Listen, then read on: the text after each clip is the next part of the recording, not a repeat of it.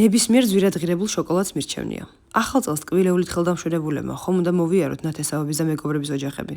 მე მგონი ეს ძეხვი ვერცხობილა ნიგვზით და ქიშმიშით ყველაზე გემრიელი და გამორჩეული საჩუქარი იქნება. თან დიდხანს ინახება.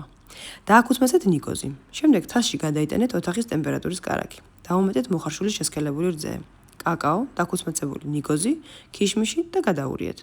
შემდეგ ხელით დაამტვრიეთ თქვენთვის სასურველი ნებისმიერი ორცხობილა და ყველაფერი კიდევ ერთხელ კარგად გადაურიეთ, რომ მიიღოთ ერთიანი მასა. მიღებული მასა გაყავით 4 ტოლ ნაწილად და გადაიტანეთ საკვებ ცელოფანზე.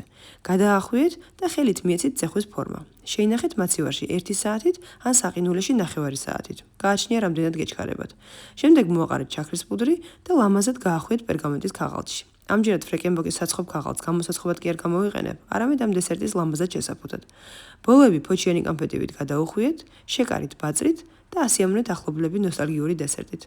გემრიელად მიირთვით.